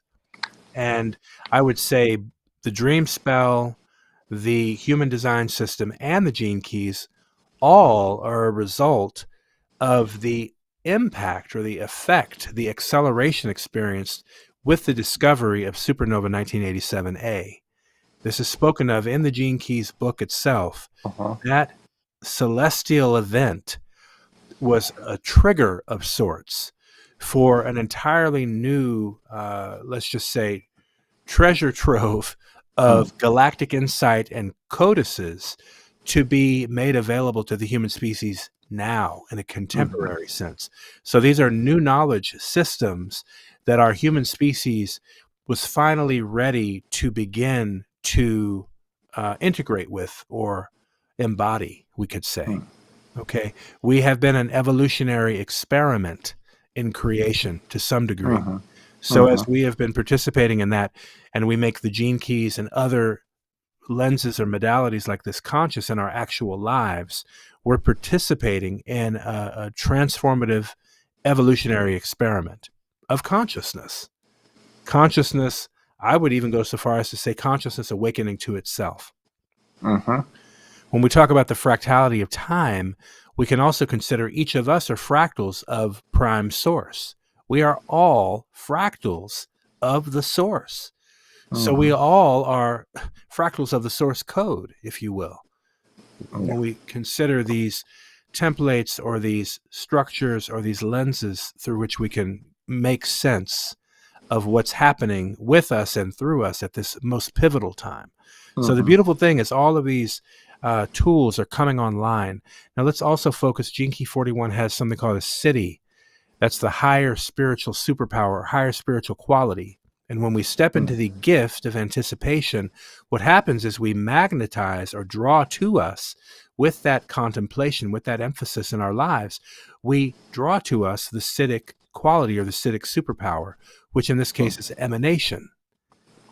Now, I imagine, much like the sun emanates in all directions, when you deal with the start codon, it's initiating, igniting something that's emanating throughout the entire gene pool. The entire 64 codon are being activated through the emanation from the start codon. It's initiating a process that is ongoing. It doesn't stop. It's ever ongoing. It's what we're experiencing in real time. And again, the purpose to bring consciousness to this is that you can begin to make yourself aware of where the sun is in its process of activating all 64 gene keys as a pulse, as a consistent pulse every year. So this is, I think just something we wanted to deposit to make conscious as we see the synchronization underway with the planetary parade, the epigenetic relationship between the stars and Sirius and Orion and Pleiades and our other celestial attendants, and the impact that has on our human evolution, the evolution of our species. Okay. So I want to invite you, if you want to add anything at this moment as we continue this exploration. This is the kind of thing we were hoping to explore with Bliss Love tonight. So we're going to do our very best to encapsulate an interpretation of this. But as I said, I certainly don't claim to be an expert on the gene keys. I'm just a student like many of you out there. So, but thank you. And me neither. We are just really students of these new systems and researchers on how they interact with each other, and they overlap and they reveal new layers of meaning. And in this case, it's always when we are approaching something new, like the gene keys, an entire new system, and based on human design and the concept of the sun activating on a daily basis different aspect of our DNA. Let's keep in mind that this is an ongoing process, and that we are just called to make conscious where is our consciousness focused on. Are we operating from the shadows bandwidth and creating more of that, or are we already progressing on the ascending spiral and experiencing more moments of anticipation that are helping us to transmute that shadow? So all these 64 gene keys are really opportunities for the entire species to access a complete blueprint of evolution that is available for us if we decide to tap into it. So the moment that we make conscious the shadow and that we are operating from a shadow power because each of the 64 gene keys have, of course, a light aspect and a shadow aspect, and the only what really matters is where are we operating from. Because if we operate from the shadow, of course, we stay in the off position of that new superpower or new opportunity that is opening up. But when we start to really make conscious our own shadows and operate from a higher frequency, then that emanation it's starting to light up our DNA and we become enlightened. Literally, our DNA, that those filaments of intelligence that are weaving the fabric of organic matter are activating new aspects of the self, new aspects of consciousness that have been dormant, or that we have not been able to tap into because our own ignorance of our identity and who we are. So the systems like the gene keys and human design are designed to make those aspects conscious, so that we can consciously evolve into a higher expression of consciousness, and fulfill our role here on the earth as part of the plan of cosmic evolution. So it's these are new sciences and new bodies of knowledge that we are starting to get familiar with, because this is, of course, we don't see this in mainstream media, and these of course the perceptive lenses that are used to map this new reality, emerging reality that is taking place, but that we don't have normally the tools or the perceptive lens to appreciate. These tools are here to provide that structure, so that we can really find ourselves within that hologram without losing ourselves. Yes. So in this, for instance, in this case, we are seeing a diagram of the 64 gene keys as the main nodes of a structure that are the codon rings. These rings are structures of consciousness designed to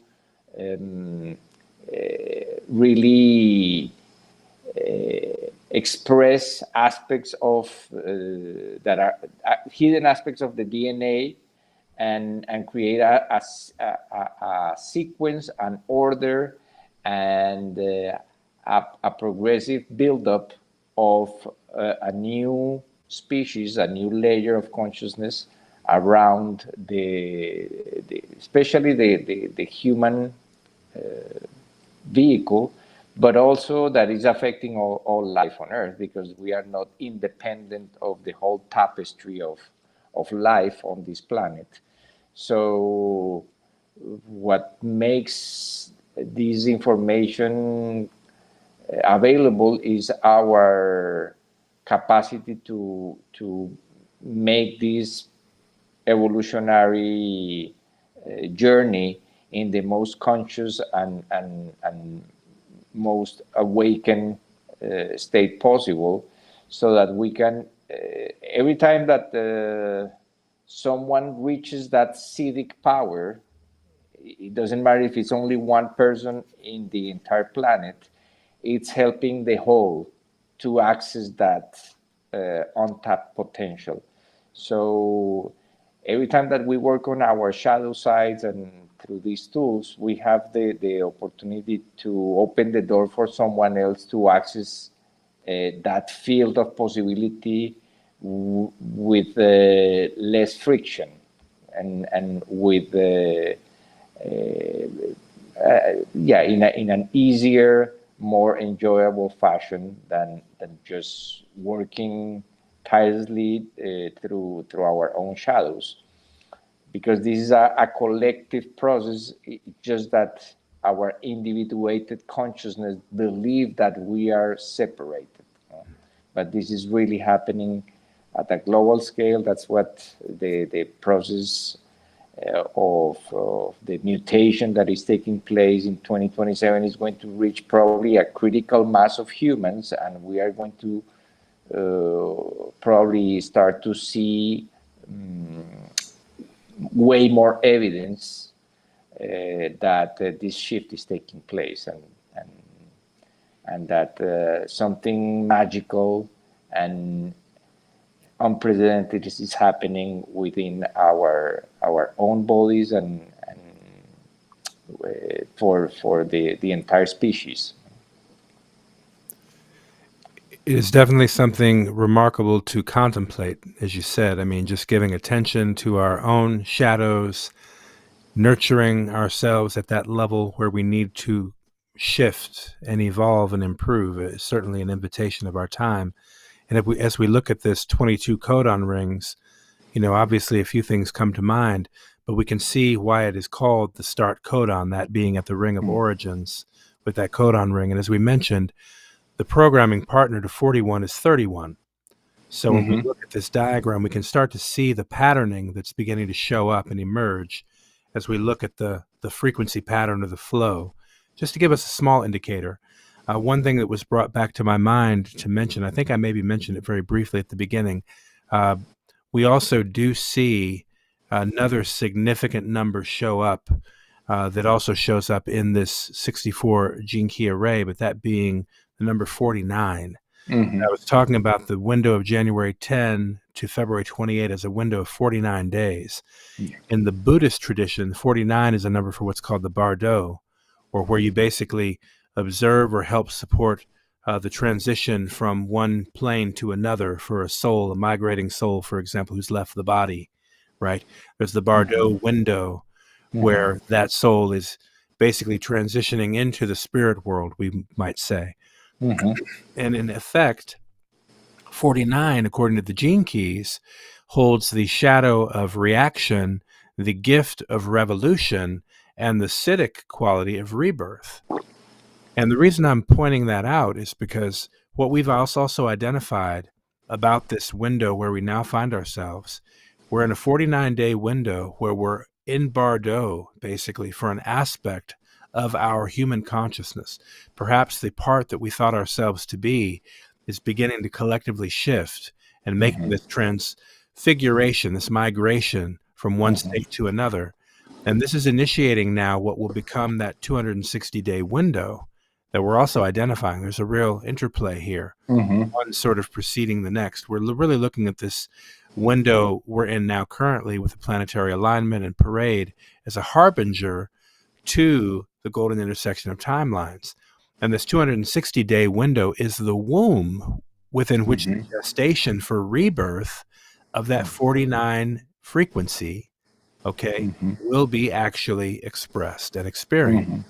Now, what's interesting, and just to circle back to some of what Bliss Love shared with us prior to us going live tonight in the transmission, was also that there is a reflection of October 14th and 15th in 2025 being essentially a shortcut for those who are endeavoring to, effectively shift from this frequency band of dominant shadow frequency band, I might call it, for example.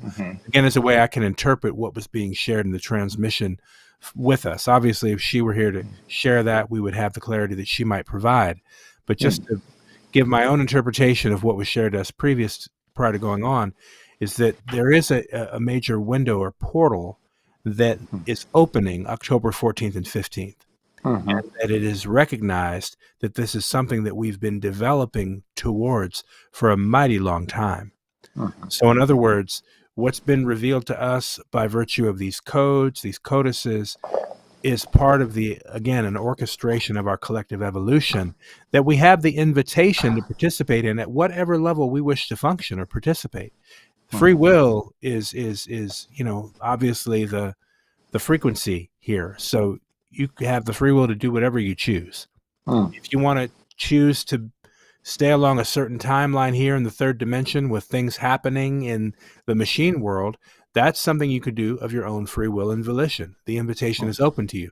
If you want to, however, curate your own consciousness and assure that you're actually aligning yourself in a trajectory that is in alignment with your soul and your purpose, that perhaps knowing your galactic signature or knowing your gene keys hologenetic profile might give you a perspective on a different view than you had when you didn't know those things. Yeah. And maybe you'll be inclined to actively shift, make the choice to shift, so that the material conundrum is not your dominant reality or frame of reference. Yeah. That's what's before us right now in this window of opportunity, this golden opportunity. Okay. And it's not to say that either choice is right or wrong. This is not about judgment. This is not about any of that. It's about volition. It's about your sovereign right to choose your adventure. You know, just like we made the choice to say, hey, let's acknowledge this for 52 weeks before the golden intersection gets here. We made that choice to curate a space like this to help enliven or invigorate or inspire others to take the journey with us, as we're all here helping evolve the species, both from within ourselves as well as with the collective. And as this says right here as well, I love this quote, but you can literally reprogram every cell within your body. And that's a quote that relates directly to Gene Key 41. And I want to invite us to really reflect that we can literally do that. If we direct the focused intention of our consciousness to such an effort, it's already done. As soon as we think the thing, it's done. So the challenge, as Jose Arguelles Volum Votan pointed out, is not necessarily having a seed thought. It's the continuing consciousness of maintaining that frequency through all of the variables that we're navigating, because my hologram is bumping into your hologram, is bumping into the other hologram, is influenced by a larger overarching hologram that we're all participating in. We're all mixed up with each other. We're all enmeshed in this pit of identity and egoic perception, right? So that is part of the challenge. Can we see to it to get out of that identification as a dominant identity such that we can actually move into a spirit, a position of being in service to nature? And I think that is one of the key elements or key components of the message that Bliss Love inspired in us prior to even going live tonight, is to really consider, what does it look like for us to evolve to the point where we're in such a degree or stage of surrender and bliss, even, that we remember our role to be in service to nature. And by nature, I mean source code, I mean God, I mean whatever terminology we want to give to the great spirit of the creator. Nature also suffices, because as far as things are concerned, we're here in service to nature. And that's one of the, I feel, dispositions we're going to be reminded of, whether by force or by choice. We're coming to the time where everybody's going to have to hold some kind of regard and veneration for nature. That's a part of this equation. That's a part of the working out of our gene keys, you know. So that's a part of the gift of why we want to really amplify this, particularly on this eve. As we know, some of our relatives in the future, say out there in New Zealand, are already well into the BioGenetic New Year as we broadcast right now. Those of us here on the West Coast in the United States are going to be coming into the BioGenetic New Year in a few short hours.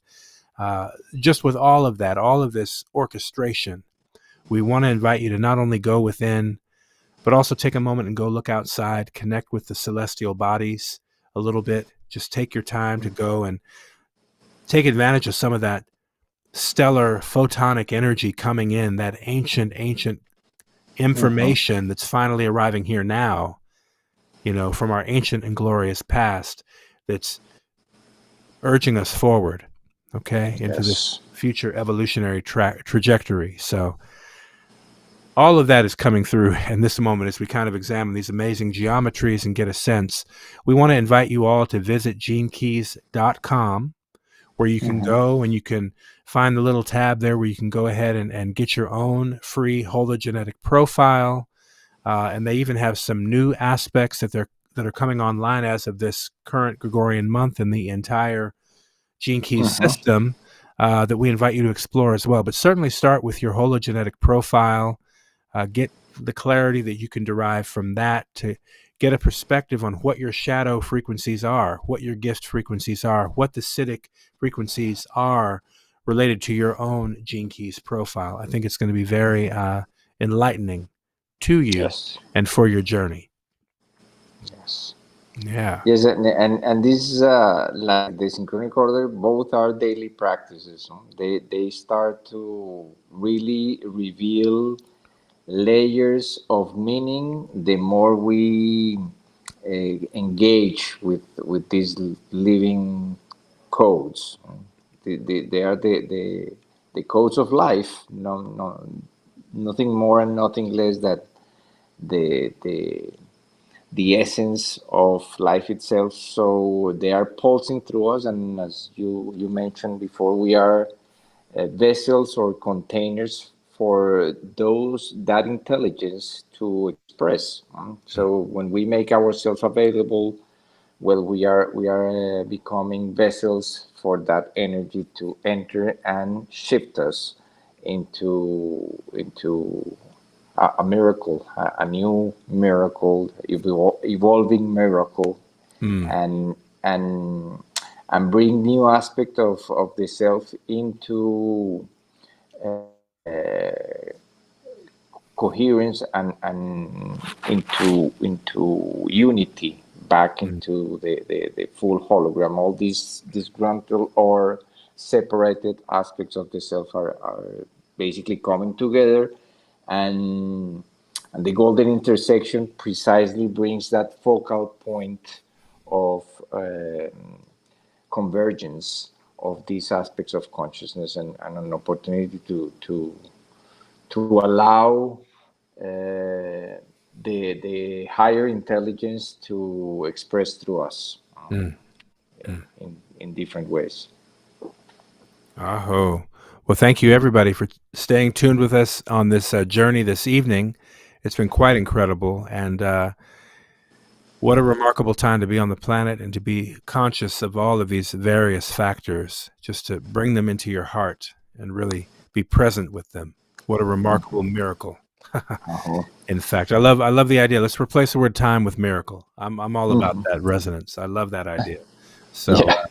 here's to the new miracle. Okay. Yes. Okay. We'll be right forward with a little bit more perspective on what's next.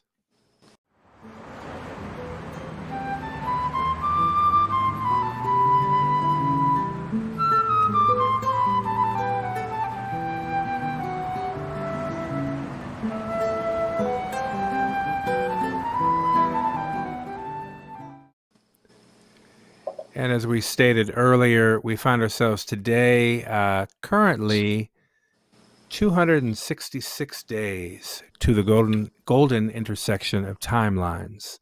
And we, again, want to make this conscious. This is especially a sacred window tonight, being the eve of BioGenetic New Year, as well as the show before we hit the 260-day mark. As we've obviously shared with you, 260 days, the duration of the Zolkin, the harmonic module, will be something we enter into. And by the next episode, in 7 days' time, we will be inside of that hologram, inside of that container. And, part of the effort is just to really prepare us to enter that container, that we, again, can have that disposition of moving into higher harmony and greater service to nature.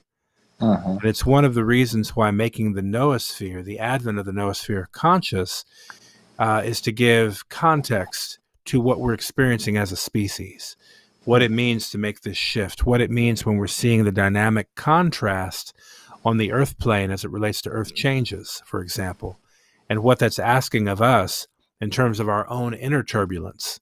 And a word that's come up the past several days with Ishel and I is this word turbulence, because the energy feels turbulent.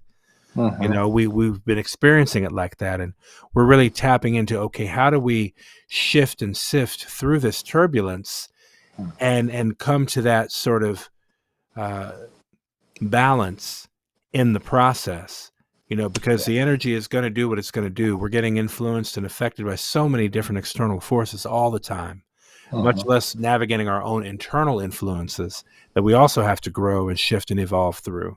that we are recognizing it's a challenging window, and yet we are coded. Each of us, I believe, we're coded with the ability to navigate this miracle, this time, as it were.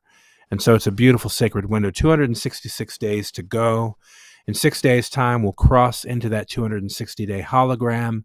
So as we do, we invite you all to stay tuned with us, really appreciating what we're in the process of creating ceremony for.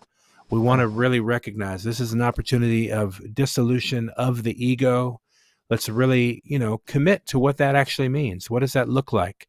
And perhaps that can be a conversation for future episodes, just to really tap into some of the tools that we can utilize for our self-reflection, for our contemplation, how we can really evolve ourselves, knowing it does start from within. It's an inside job that we get to experience with as external reflections, of course. But certainly just want to posit that right there for folks to consider as we're making this migration and navigation into the new miracle, the new time.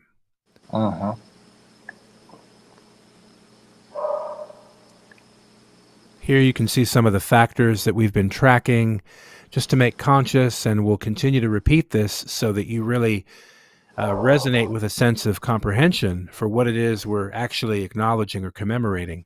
We know in the year 1582, as we've highlighted so many times on our platforms, it was the inception of the Gregorian calendar.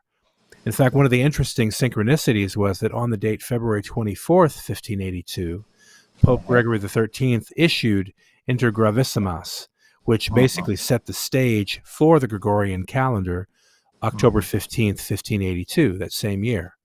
Now, what's interesting is we've also noted that in the year 1987, on the date February 24th, the supernova SN 1987A Quetzalcoatl, as nicknamed by Jose Arguelles, was discovered by astronomers. Okay, in this discovery, that gives rise to the knowledge bases, the new knowledge systems, including human design, the dream spell, the gene keys. I might go so far as to say that these galactic tools, effectively, these evolutionary tools, are gifts of the higher worlds. They're gifts of the Galactic Federation. As we've even heard Lloydine Burris Arguelles herself declare on tape that the Dream Spell calendar from which we get our galactic signatures is a gift, giving the gift of time, the gift of this miracle, literally. It's a gift for our current station as a species, because you do have these egos that are wrapped in their bodily consciousness to such a degree that I mean, I don't foresee them necessarily setting that down this lifetime or to do so. But they are definitely controlling a lot of the dominant airwaves and the bandwidth of people. The attention economy certainly steps up into these dense materialists. It is what it is. It's what it is. We have to approach these things in a non-judgmental way. We're merely observing. It is what it is. And free will is at play here as it ever was. That's the thing about frequency. It's a free will zone. Yeah. And I think to a higher degree, with the oncoming of the Gene Key 55, freedom, we're going to experience a whole new wave of free will. Prayerfully to help us break free from the conundrum of material domination and constraint that we've been pretty well trapped by. Yes. You know? I mean, we're all finding ourselves in various degrees trapped with this constrictive scenario.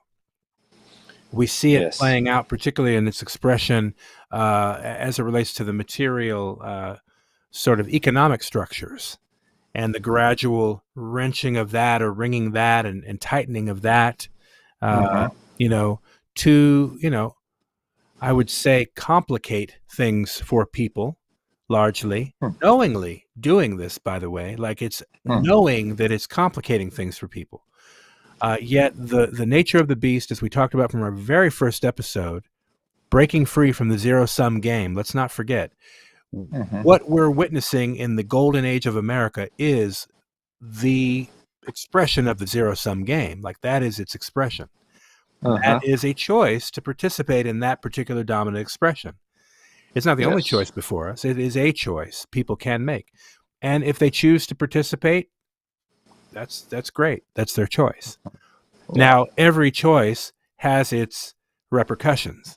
And we're coming to soon learn, as I said, as we reach this 0 point in consciousness, our choices have their immediate feedback faster than the speed of thought.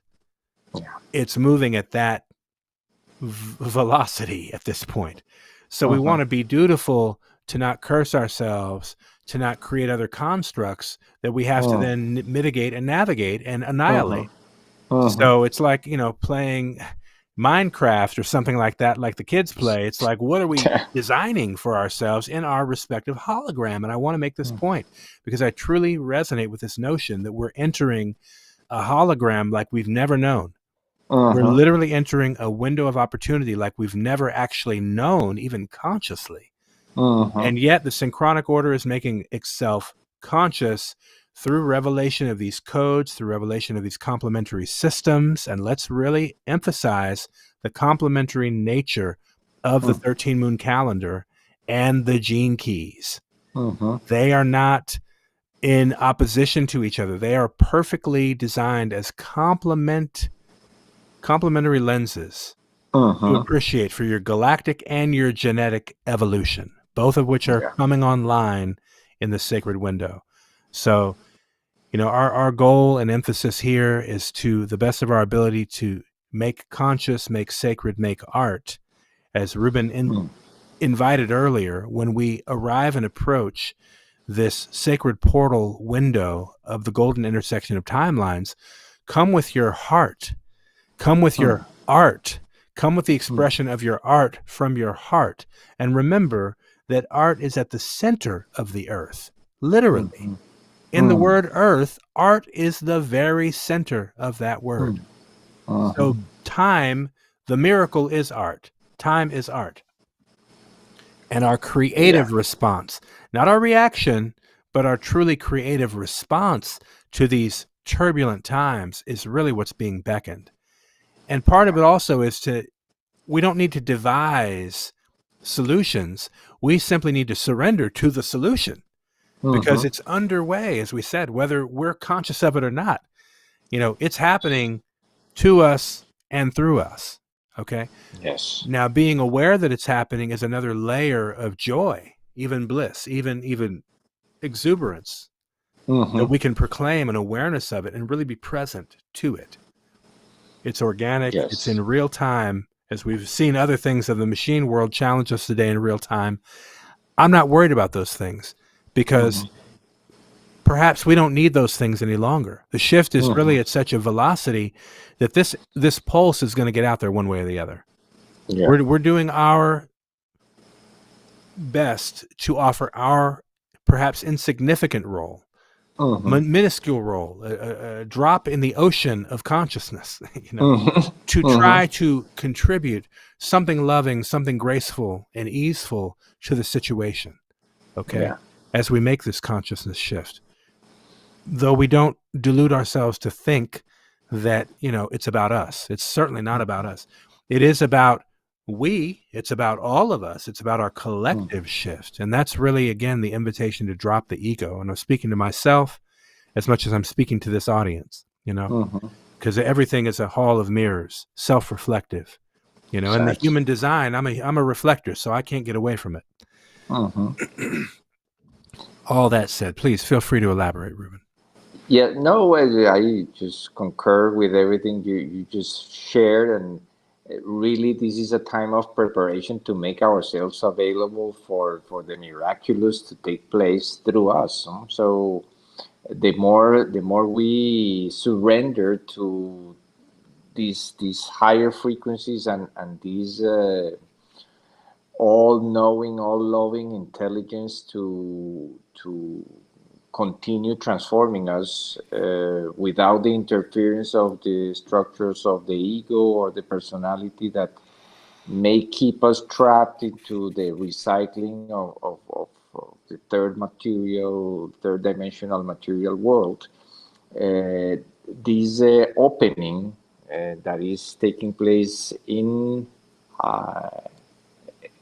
our consciousness on a daily basis, because this is basically every day we can, as we approach to this golden intersection, and the number approaches this golden number, the number of days elapsed from that 0 day from the Gregorian calendar, we are shifting into a higher pitch of that harmony.